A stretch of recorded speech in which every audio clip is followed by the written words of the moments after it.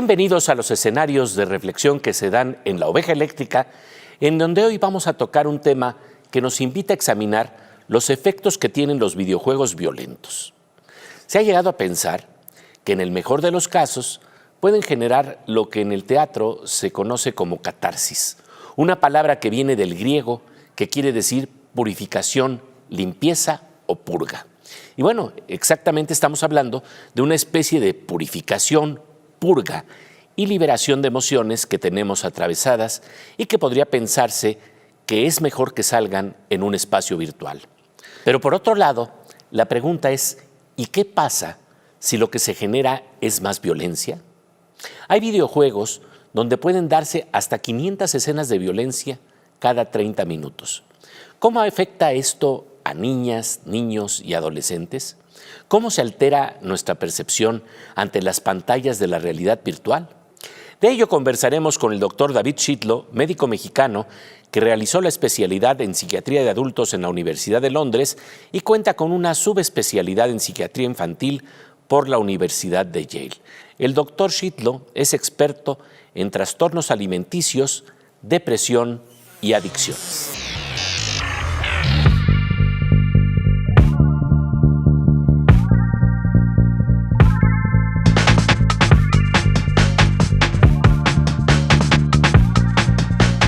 Pues querido David, de verdad un gusto encontrarnos aquí en La Oveja Eléctrica. Igualmente, Pepito. Oye, pues fíjate, hay un dato muy interesante de una investigación que plantea cuánto tiempo se pasan los jóvenes y los niños ante los videojuegos, ante las diferentes pantallas. Estamos hablando de 5 horas y media.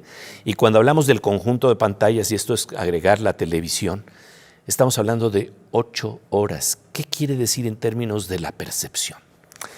Mira, es un problema que estamos viviendo en la humanidad hoy en día y que es muy serio. Es muy serio desde muchas perspectivas. La primera es que todas esas 5 a 8 horas que pasan viendo pantallas no están en una interacción humana con otro ser humano presente. A veces sí están en interacciones virtuales a través de los juegos con otras personas, pero muchas veces personas que no conocen. Entonces, primeramente se afectan los afectos, las emociones, porque eso lo aprendemos y lo desarrollamos en la vida a través del vínculo con otros seres humanos. Por eso es que dijimos, por ejemplo, que durante la pandemia uno de los grupos más afectados fueron los niños y adolescentes, porque a la hora de tener que estar encerrados y no tener esta interacción con otros seres humanos, bloqueaban esta posibilidad que ellos tenían de seguir un proceso de desarrollo normal que está determinado por el vínculo que tienes con otros. Número 2, a la hora que nuestros afectos están interrumpidos de alguna manera por estos procesos, nuestra percepción también se altera, porque la percepción está dada por el espejeo que tenemos de otros seres humanos. Yo entiendo quién soy y cómo funciono en la vida a través de lo que yo estoy recibiendo de otras personas, a través de la manera en que ellos me hacen ver ciertas cosas, me hacen sentir ciertas cosas, y mi percepción no solamente de ellos, sino de mí mismo, se ve alterada por esta razón. Todos los seres humanos guardamos en la memoria, guardamos en nuestro ser, en algún lado de nuestro mundo interno, representaciones de todo lo que vivimos en el mundo. Si ahora todo lo que vivimos es a través de una pantalla, esas representaciones están alteradas. Entonces nuestra percepción del mundo está alterada, nuestra percepción de cómo funcionan ciertas cosas está alterada. Es un problema que yo veo va a ser potencialmente muy serio. Ya lo es hoy en día, pero lo va a ser en los próximos años todavía más. Alguien me contaba que, por ejemplo, hablando de los videojuegos en los que te internas, había un adolescente que estaba enamorado de un avatar. Sí. Hemos visto muchas de estas situaciones en donde no hay riesgo. Parte de la vida es el riesgo y hay que aprender a medir el riesgo. Y tenemos, digamos, 3 zonas en las que operamos los seres humanos: la zona de confort, la zona del riesgo medido y la zona de los riesgos que no deberíamos de tomar. Y estos niños, estos jóvenes pierden esa sensación porque no se están exponiendo a situaciones en las cuales tienen que poner a prueba sus habilidades, sus herramientas, su capacidad de funcionar. ¿Cómo lo hacen? Crean situaciones ficticias que parecen seguras. Entonces, enamorarte de una máquina o de un avatar o de algo que tú controlas finalmente o parcialmente lo controlas mucho más que a otro ser humano, pareciera ser seguro. En el fondo no lo es, ¿no? En el fondo estamos bloqueando nuestra habilidad de ser personas, humanos, funcionales, interaccionales con otros. Lo que estamos sufriendo es una notable pérdida de la realidad cuando preferimos enamorarnos de un avatar que enfrentar los riesgos de los altibajos de las relaciones humanas. Me recuerda un cuento de Edgar Keret, en donde una mujer oye en la radio que existen unas gotas que actúan en el cerebro para quitarnos la soledad. Ella las obtiene y enseguida corta a su novio, a pesar de que él la ama con locura. ¿Por qué? Porque las gotas nunca le serán infieles. El fantasma del abandono crea su propia realidad. Después del corte, seguiremos conversando sobre los efectos de los videojuegos y de los mundos virtuales en nuestra percepción. Mientras tanto, pasamos a una sección con nuestra querida compañera Aura López, que nos habla de investigaciones de vanguardia y proyectos vinculados al conocimiento que se impulsan hoy en día en nuestro país.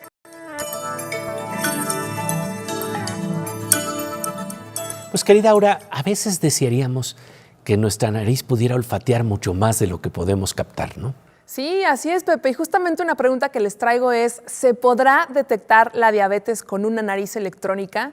De eso trata el proyecto del doctor Alfredo Márquez del Centro de Investigación en Materiales Avanzados CIMAV, quien, con apoyo del CONACYT, busca crear un método para medir la glucosa en diabéticos a través del aliento y no la sangre.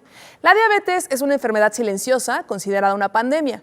Para saber el estado de salud de un paciente, estos deben medir constantemente su glucosa en la sangre por medio de un glucómetro, que es un aparatito que tiene una banda en la que se pone una gotita de sangre. Sin embargo, después de mucho tiempo, el proceso llega a ser doloroso. La viscosidad en la sangre aumenta y la piel de los diabéticos se engrosa. De ahí la idea de hacer esta nariz electrónica. Según el doctor Márquez, el aliento de las personas con diabetes tiene ciertos cuerpos cetónicos muy similares a la acetona que podrían ser detectados cuando se les sople al dispositivo.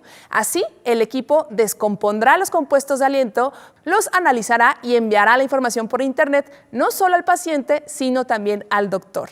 A su vez, la información facilita la creación de una dieta personal y un mejor tratamiento.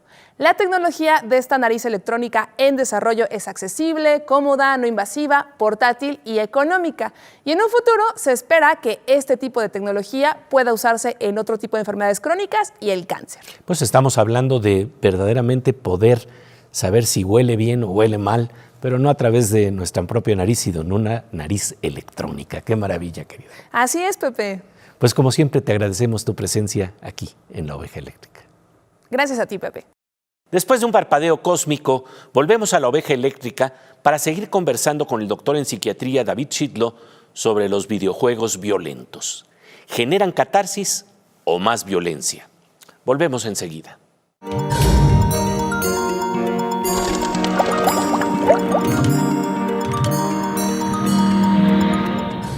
Como de rayo con tintes verdes y dorados que ilumina los efectos adictivos en las pantallas de los videojuegos, estamos de regreso en La Oveja Eléctrica, en donde estamos conversando con el doctor David Chitlo, jefe de psiquiatría y director de la Clínica de Trastornos Alimenticios del Centro Neurológico ABC, en torno a la manipulación de la violencia en los videojuegos para atraer la atención de niñas, niños y adolescentes. ¿Qué dice la ciencia? ¿Generan catarsis, un efecto liberador de nuestras emociones atoradas, o más violencia? ¿Dónde se pinta la raya y en qué contextos?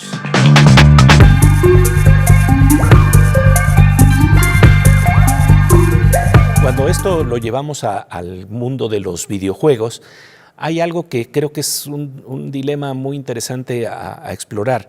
Algunas personas decían que los videojuegos violentos producen catarsis, y que de esta manera esto es liberador, porque de alguna suerte, bueno, pues si tú tenías alguna tendencia violenta, la expones ahí a través del videojuego y te liberas de ella. Pero, ¿qué es lo que nos están diciendo ahora los estudios científicos al respecto? Mira, hubo un debate durante muchos años acerca si era catártico y a la hora de estar viendo violencia uno proyectaba su propia violencia y entonces ya no la tenía que actuar, o si opuesto a eso, lo que hace ver situaciones violentas como en algunos programas o en algunos videojuegos, induce más violencia. Es un área que ha sido estudiada muy a fondo y te puedo dar algunos datos muy interesantes. Primeramente, la industria de los videojuegos es una industria de $10 billones anuales. Es una industria que obviamente van a fomentar estas cosas que atraen a los jóvenes y a los niños a jugar con estas cosas. Número dos, ya hay muy poca duda con respecto a que algunos juegos violentos inducen violencia. Se ha sofisticado un poquito esta investigación. Lo que podemos decir ahora es que no a todos los niños que ven violencia los convierte en niños violentos, pero hay ciertas personalidades o hay ciertas patologías de la infancia o de la adolescencia que son más susceptibles a ser impactados por la violencia que ven en un juego. Entonces, la Organización Mundial de la Salud, algunas organizaciones americanas que se dedican a tratar de hacer política pública en relación a esto, han sacado guías muy interesantes en donde nos hablan, por ejemplo, que los niños menores de 6 años no deben de ver programas violentos para nada. Todavía están en un proceso de formar su personalidad, de formar parte de su identidad, de formar los primeros lazos. Todavía no tienen una división clara entre realidad y fantasía, entonces se pueden confundir muy fácilmente. Entonces las guías dicen, menos de 6 años no deben de ver violencia en la pantalla. Después de los 6 años hay guías muy claras. Número 1, hay que limitar el tiempo que los niños ven violencia. Número 2, los papás tienen que revisar cuáles son los videojuegos que van a jugar, porque hay algunos que verdaderamente tienen gráficos tan claros, tan reales, que realmente inducen a un malestar. Digamos que no van a generar violencia, pero sí inducen un malestar a ese joven que lo está viviendo. Número 3, los papás, hay muchos ratings en los juegos en donde podemos saber qué niño sí debe y qué niño no debe de jugar. Número 4, los papás deben de jugar esos videojuegos con sus hijos para ver de qué se trata, para ver qué están viendo. Ahora bien, esta cuestión de la violencia es lo siguiente. Aquellas gentes que son más susceptibles y que vean juegos violentos van a terminar expresando su violencia. Otro estudio muy interesante de la Unión Europea lo que demuestra es que sí puede ser que engendre más violencia, pero no necesariamente aumenta la criminalidad, y hay que poder diferenciar entre estas dos. Pero está muy interesante el por qué creen que no aumenta la criminalidad, porque se pasan 8 horas jugando y entonces están en la casa, tienen menos tiempo para salir y hacer vandalismos y cometer crímenes de otra índole. No es otra la razón, ¿no? Esa es una de las posibles explicaciones. Que se quedan en su burbuja virtual. Se crean una burbuja. Pues qué paradoja nos plantea el doctor Schitlow. La burbuja del mundo virtual, en donde un adolescente se puede encerrar por 8 horas, podría impedir el ejercicio real de la criminalidad. Pero tarde que temprano, al salir de esa burbuja, las personas que ya son susceptibles podrían terminar expresando la violencia disparada por las imágenes perturbadoras de videojuegos que están jugando literalmente con fuego, como sugieren otros estudios de los que nos hablará más adelante el doctor David Schitlow. Mientras tanto, vamos a una sección con nuestro querido compañero, el físico Manuel López Michelone, quien nos adentra en las manipulaciones y hackeos que sufrimos en el mundo de las computadoras.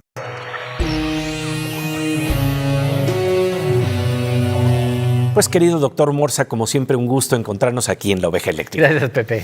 Oye, vamos a hablar el día de hoy de algo muy interesante que tiene que ver con cómo saber cuál es nuestra pareja, pero también cómo hacer el juego de ajedrez más interesante, más inteligente, a través de algo que se llama métrica. Exactamente, Pepe. Fíjate, uno de los problemas del ajedrez básicamente es que las posiciones se repiten. Ciertas situaciones son similares, muy recurrentes. Muy recurrentes, se parecen. No son las mismas estrictamente, pero se parecen. Y los jugadores de ajedrez han encontrado que esas situaciones que se repiten, que les llaman patrones, ¿sí?, se pueden resolver de cierta manera. Y el que encuentra el patrón encuentra cómo ganar.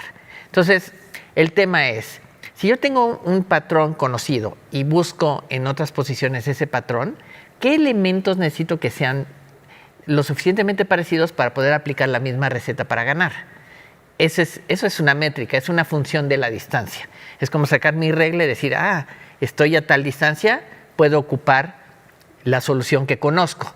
Si no, no la puedo usar. Uh-huh. Entonces, en eso estoy trabajando ahora, pero los patrones no solamente son para posiciones de ajedrez, también se dan, por ejemplo, en los rostros humanos. Por ejemplo, si tengo una base de personas y hay un personaje que quiero yo encontrar quiénes son los más parecidos a ese personaje, puedo poner un programa que encuentre una métrica y me diga, Estos son los más parecidos o los menos parecidos. ¿Cuáles serían los personajes más antagónicos unos con otros? ¿No? Esa es otra situación.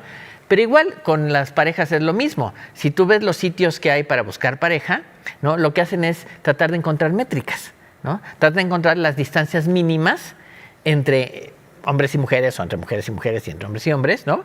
Para encontrar pareja, ¿no? El punto está en que esa métrica la tienes que encontrar, porque si tomas las métricas estándar, a lo mejor no te funciona, ¿no? Tienes que descubrirlas. Tienes que descubrir tu propia métrica, ¿no?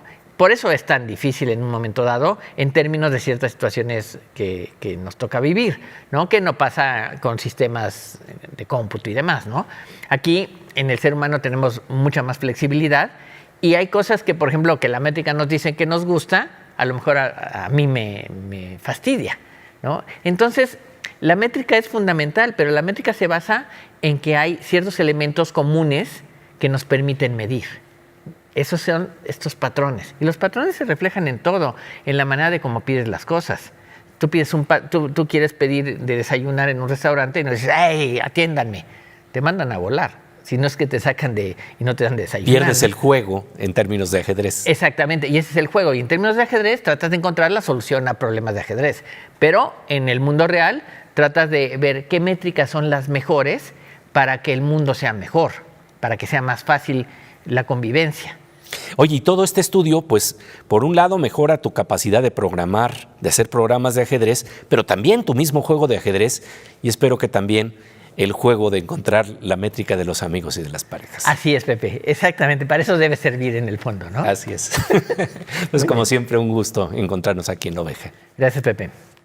Y bueno, pues antes de ir al corte para seguir conversando con el doctor David Chitlo sobre los efectos de los videojuegos violentos, hacemos una pausa para conversar con nuestra compañera Miriam Moscona sobre la belleza y la poesía que se nos abren mediante los ojos de la ciencia y la tecnología.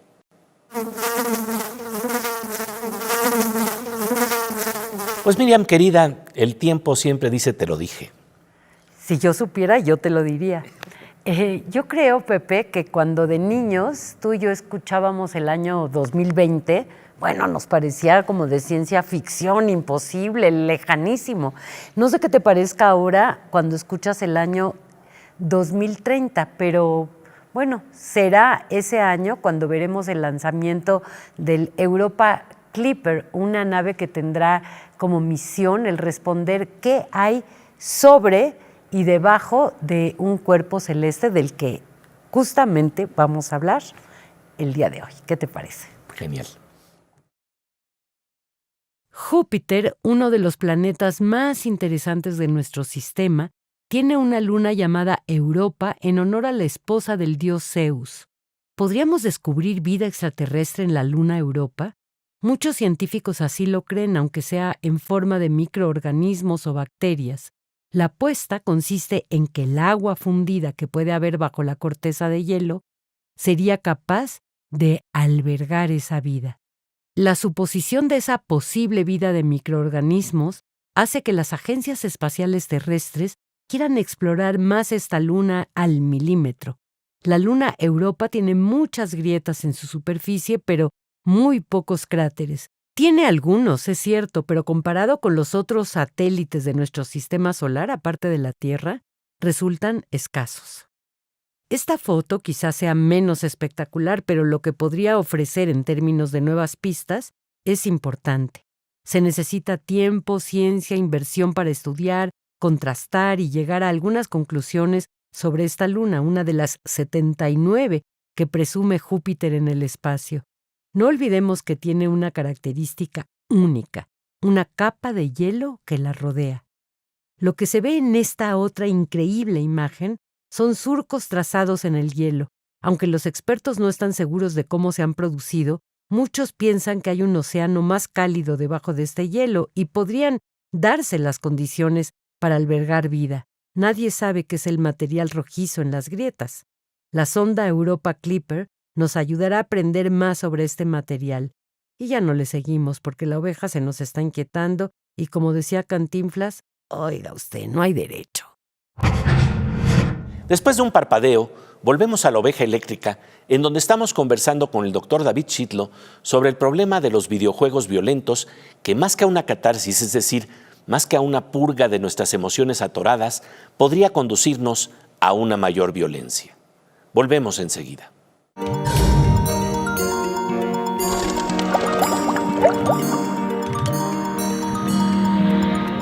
Como de rayo con tintes verdes y dorados, nos asomamos al mundo de Aristóteles, quien en su poética nos habló del efecto purificador que puede tener el arte en nuestras emociones. A eso se le llama catarsis. El filósofo griego planteaba que en las tragedias clásicas el espectador podía experimentar en su interior horror, ira, compasión o angustia, que a final de cuentas producían un efecto liberador a través de la experiencia estética de la representación teatral. Algo así podría suceder mientras estamos en la burbuja de un videojuego violento. El psiquiatra David Chitlo, quien coordinó la asistencia terapéutica de estrés postraumático en niñas, niños y adolescentes tras los atentados del 11 de septiembre de 2001 en Nueva York, nos habla de estudios inquietantes en torno a los efectos de las burbujas de violencia virtual.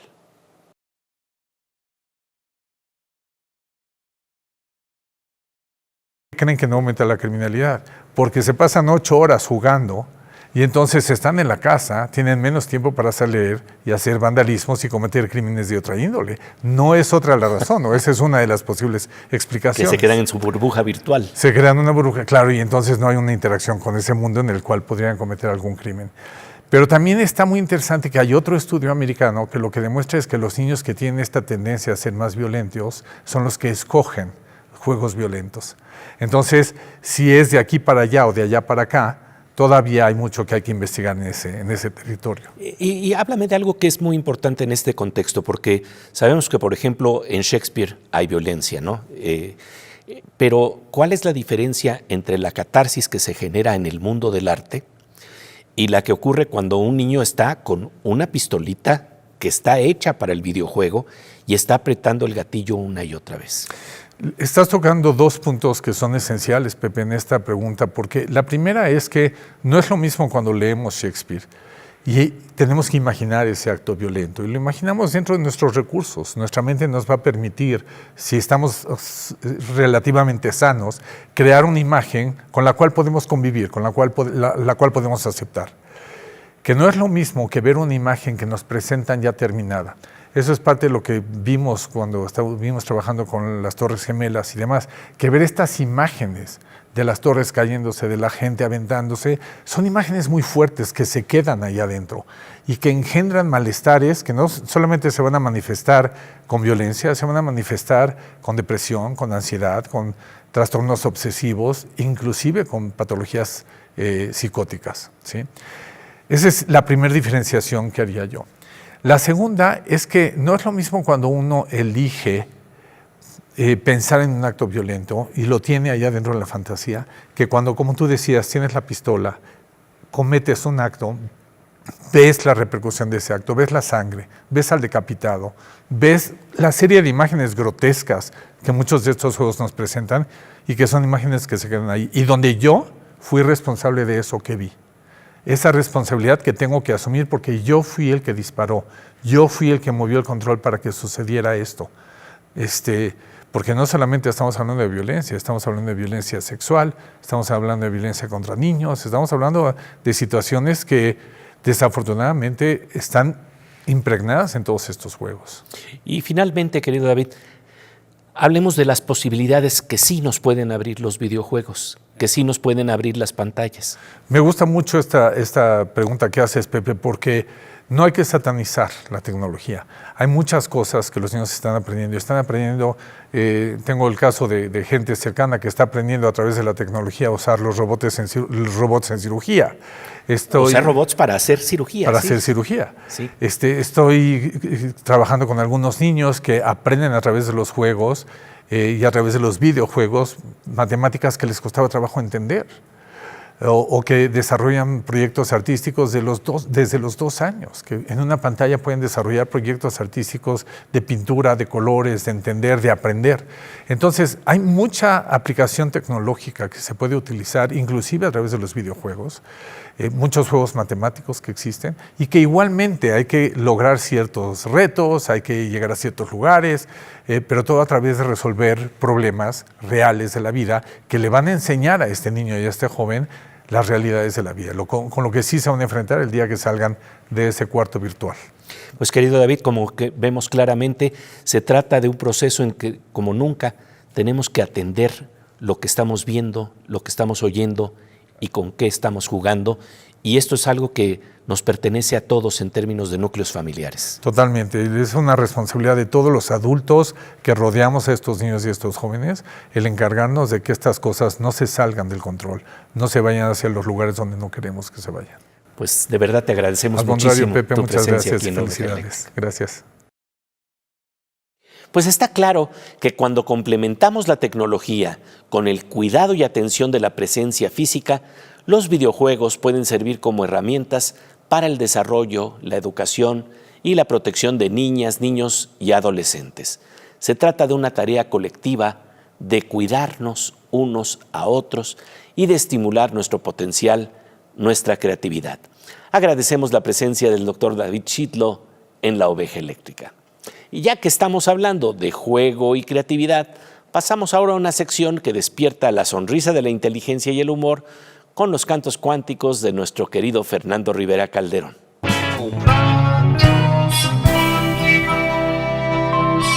Querido Fernando Rivera Calderón, un gusto encontrarnos aquí en La Oveja. Igualmente, Pepe, siempre me encanta visitarte aquí en tu jardín eléctrico. Es un jardín eléctrico que espero que no se parezca a un videojuego, ¿no? Porque ese es el problema que estamos viviendo el día de hoy. Depende qué videojuego, porque tú podrías ser Super Mario y yo Luigi, y la verdad es que sería un juego muy divertido. Esos serán no otros violento. juegos, ¿verdad? Sí. Es que la clave es la no violencia. Claro, por eso hice esta canción que podría ilustrar un videojuego, pero un videojuego que despierte la creatividad, que estimule la interacción, la convivencia y no nomás estarnos disparando los unos a los otros. Dice así. Ese niño se va a aburrir, denle un juego para destruir. Ese niño ya va a llorar, denle un juego para disparar. Ese niño la hace de tos, ponlo en su Nintendo o en el Xbox. Ese niño ya no dice ni hola, pues vive conectado a su consola. Podrías jugar, podrías estar, podrías tenerle un poco de paciencia, mas siempre tienes que trabajar. Le vas a dar un juego de violencia. Podrías jugar, podrías estar, podrías tenerle un poco de paciencia, mas siempre tienes que trabajar. Le vas a dar un juego de violencia. Ese niño se va a aburrir, denle un juego para destruir. Ese niño ya va a llorar, denle un juego para disparar. No hagan eso, por favor. No. Mejor jugamos a las traes. Tú las traes. No, tú las traes.